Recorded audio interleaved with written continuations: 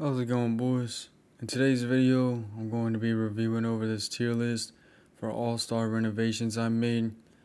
I know you're looking at it right now. I broke it down between SS, S, A, B, C, and D, according to every character that is currently available in the game right now. This is based off of like a late game team, what you would want to be striving towards as you're progressing through the game. As you see here, D tier, you've got literally just food characters. Their abilities are practically useless. Mainly just going to be feeding these characters into other characters. C tier, pretty much the same thing as D tier, but you'll see these a little bit less often as D tier. Some of these C tier characters you can use for a very small amount of time. Bare minimum, you could like level 100 these guys. I wouldn't recommend 6-starring them right off the bat. Such as like this Valkyrie right here, this tank unit, decent, you know. Nothing much in C tier that's too important right now. Our main focus is majority going to be A tier and above. B tier as well is decent as well. We've got a mix of characters in here. Levi, very often character. I would say B tier and above, you can awaken these characters to like a 6-star.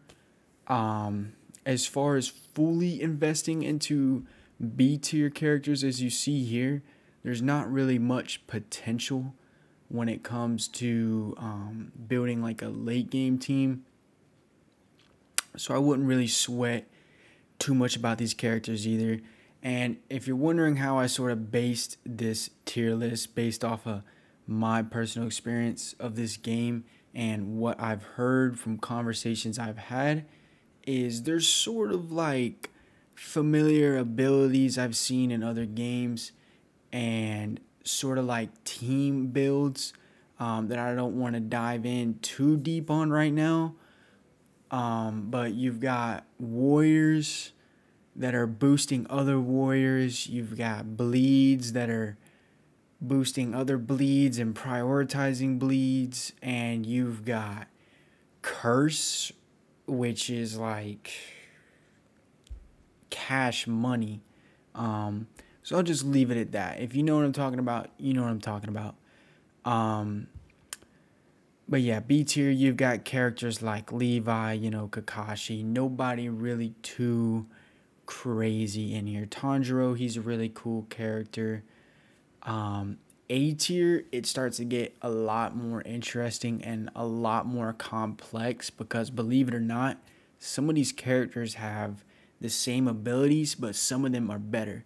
So, for example, Saitama has practically the same moveset as Beerus, but Saitama's passives is not as good as Beerus, and Saitama silences rather than Beerus just completely stunning people. So you've got sort of a difference there. Rem, so I put her in A tier because like a lot of these characters you'll see in this tier list can sort of be used on your personal preference. At some point during this tier list, I just left it up to the draw rates because you know, you really can't help whether or not you pull somebody like Levi or Goku, you know. So depending on the draw rates you get will really define your team. The thing about this game that is really nice though, it's very free to play friendly. It doesn't seem too far of a stretch to actually get a decent team right off the bat. You've got Jotaro. He's very good. He prioritizes like warriors. Ichigo, you know, Mikasa. like I said, a lot of this will be sort of based off of like your draw rates and just who you get before you get somebody else, you know? Um, all of these characters A tier and above are really good. Some of these B tier characters you could sort of implement into the teams, but um like I said, it's really based off of like your own interpretation of your draw rates. So if you have like Ram, you can combine Ram with like Miku, you know. So S tier, we've got a lot more interesting stuff going on here. So some of these characters are like for team built things. I don't know how to word it. It's like this guy right here, Ashtar, is he's attacking the entire team and he's causing curse. Like no doubt about it, attacking the entire team and causing curse. And then you take somebody like this guy right here, SS. He is also causing curse, but he's doing special passives and stuff like that. I'll sort of leave that surprise for you boys to go and read and sort of combine here. I wish to dive further, deeper into this game when it comes to building teams. So I'll be doing that on the side, sort of just playing this game on the daily, doing my best to increase my team and getting the best characters possible. If you've watched this video and you didn't know generally who's good and who's not good, I hope that this sort of guides you in a correct direction that'll help you sort of, you know, build a team that, you know, you can feel comfortable with, you know. Like, I don't want someone going into this game and thinking that Levi is the best. You know, he's good, but like I already see like a sort of falling off point for this guy. Like he does like a lot of damage and he targets the lowest HP, but like that's all he does. He doesn't do any like bleed status effects. He doesn't sort of like you know, he doesn't do anything extra than what these other characters are doing. Like all of these characters you see here are doing plenty of damage, more than Levi, the same as Levi, but like they're also doing like more things, you know.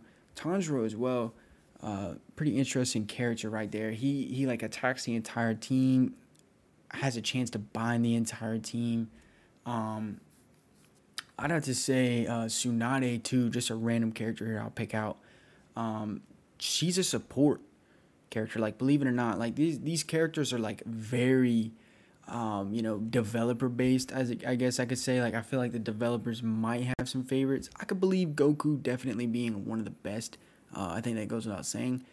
But you know, maybe like Asuna, you know, that wouldn't really make sense as to why, like, you know, she could be better than Ichigo or whatever. But we're not gonna get into that, you know. But like Tsunade, for example, she's a support, but she's also doing damage and decreasing, actually increasing the more damage that the enemies can take, providing a flame shield, which is like explained as a shield that lasts for 3 turns that will reflect that damage onto the attacker. It's really weird, you know. Some of these characters have the same abilities. Some of these have like very unique abilities. Overall, been really enjoying this game so far. Like I said, it's free to play friendly. Got a lot of characters here. There's future characters that are already being discussed. I heard somebody mention Thor. You know what I mean? Like there's just a bunch of crazy characters coming out. They got Thor, they got Kratos in here. I don't know what's going on with this game. It's new. It's awesome. If you haven't got it yet, if you haven't checked it out yet, I recommend just checking it out. You know, it's available in the App Store right now. If you find yourself just needing sort of like a general guide, I would definitely refer to this tier list that I've made. I'm also going to be dropping the Discord in the description of this video. I strongly recommend you join that as well. The community is growing every day since I've joined. Yeah. If you enjoyed this video, if it has helped you out, leave a like, comment down below your thoughts, and subscribe to the channel for more amazing content. And as always, I hope you have a very blessed day. Peace.